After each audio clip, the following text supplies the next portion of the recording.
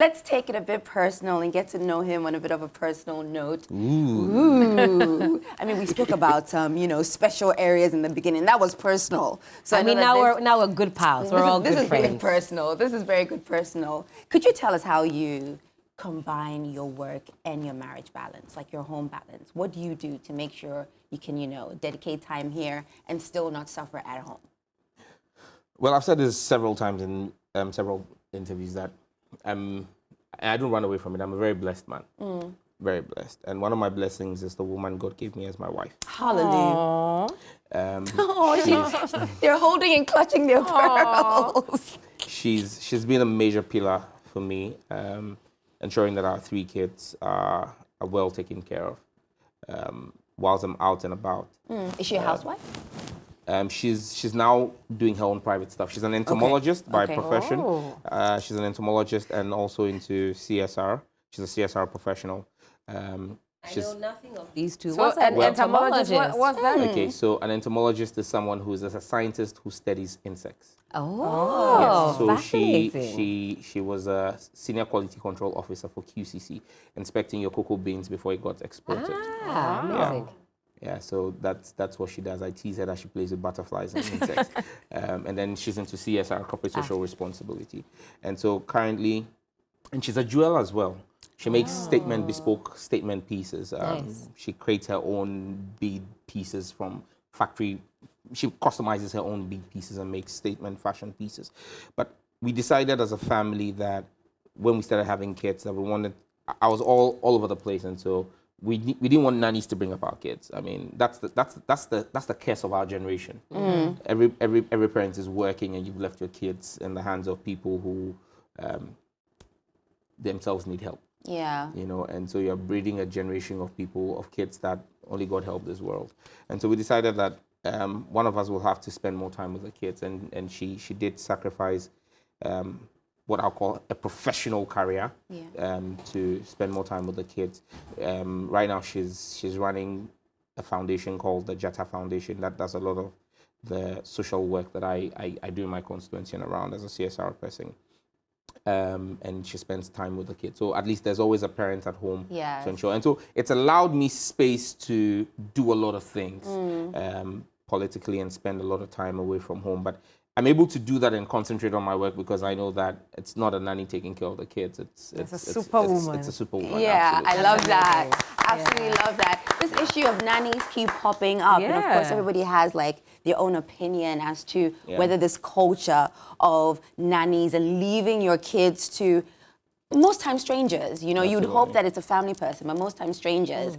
And we've seen videos of some of the abuse that these kids are going through. And then obviously with David Doe, D'banj, the footballer, the Ghanaian footballer, it just seems that they do not have the same level of care for our children as we would want. I mean, do you think having nannies is something that should be a thing of the past? Of course. I think I've said this here before, that if at any point I get married, I have kids, I'll put all of this aside, just make time for them.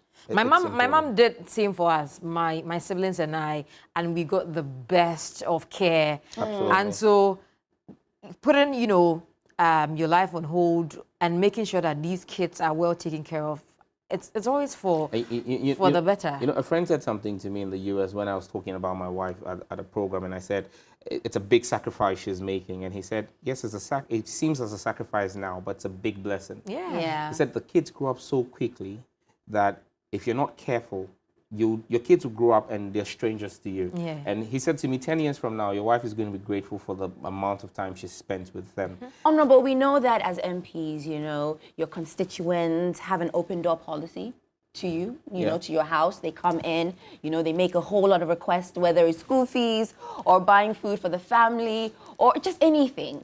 Could you probably share with us the weirdest request anybody has made to you? This one, there are plenty. Please, let us have it. From paying for abortion to marrying a third wife. Yeah. To someone telling me that they took gold from somebody and the gold disappeared. And now police is chasing them, so I have to pay. Oh, the story is there plenty. Plenty. Wow, it's the confidence for me. Each story is a grave.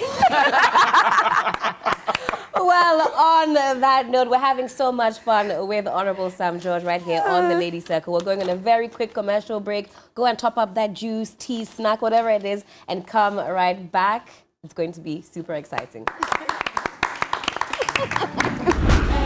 There is no boyfriend, so allow me, make I just have fun.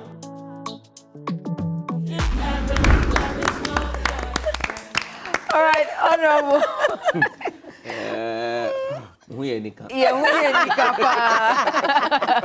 But what is your favorite song? I mean, what is that one song you always jam to? Oh, if it's jam there. Yeah. You see, because if it is cuddle, then Yeah. that one, I'm not afraid to lose you. But if it is the one to jam there, that one I can do something in my own. Hey. Honorable, you can sing, right? Yes. Hey, maybe Benny Brownie, Golden Tree Chocolate. Woo!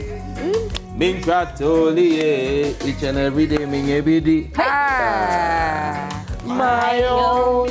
The time I the chase, I'm the no money day. Oh. My own. See my hot pakoshito, I the grind for my king. Hey. My own. Like the air, the feel, and for everywhere they go. My own. See the money, baby, come chop up for me. Oh, it's really sweet how Honorable knows the words, like grind and come chop up. Honorable, we're coming to chop the money. You get it? Oh, Honorable. No, and you're not sure. My ATM is with my wife. That, Perfect wifey, answer. we are coming to chop some of the money. Right.